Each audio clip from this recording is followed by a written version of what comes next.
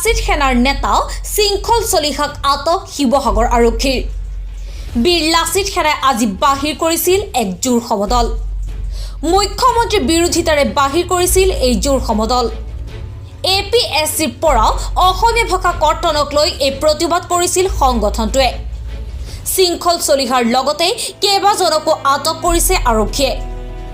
পৌৰসভা নিৰ্বাচনত বিজেপি হৰুৱাৰ সংকল্প লাচিত সেনাৰ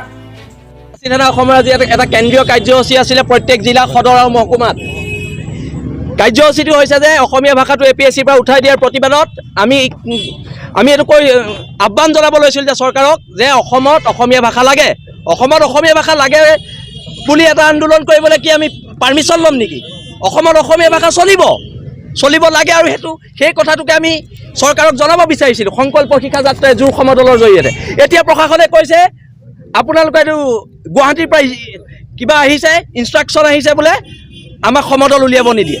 কিন্তু সমদল ওলাব যদি অসমৰ গ্ৰেপ্তাৰো কৰে সমদল ওলাব বীৰ লাচিত সেনাৰ সৈনিকসকলে সমদল ওলাব আমি ভয়াতুৰ নহয় আমি অসমীয়া হয় আমি ইয়াৰ খিলঞ্জীয়া ভূমিপুত্ৰ হয় যদি এইখন চৰকাৰে ভাবিছে যে আমি ভয়াতুৰ আপোনালোকে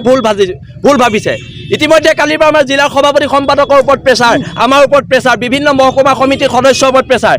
এখন গণতন্ত্ৰত আছোঁ আমি কোনো তালিবানত নাই আৰু আমি কোনো উগ্ৰপন্থী নহয় যে আজি ইমান বিশাল পুলিচ বাহিনী ইয়াত কি প্ৰয়োজন আছে যদি ভয় ভাবুকি আপোনালোকে চৰকাৰ চলাম বুলি ভাবিছে গণতন্ত্ৰ শেষ কৰিম বুলি ভাবিছে আপোনালোকে ভুল ভাবিছে আজি ইয়াৰ পৰা সমদল ওলাব অলপ পিছত সমদল ওলাব আৰু যদি আৰক্ষীয়ে গ্ৰেপ্তাৰ কৰে আমি গ্ৰেপ্তাৰ হ'বলৈ বাধ্য হৈ আছোঁ ঠিক আছে আমি সাজু আছোঁ গ্ৰেপ্তাৰ হ'বলৈ কিন্তু গণতন্ত্ৰ শেষ নকৰিব মই আৰক্ষীলৈ অনুৰোধ জনাইছোঁ চৰকাৰলৈ অনুৰোধ জনাইছোঁ গণতন্ত্ৰ শেষ কৰিবলৈ দিয়া নহ'ব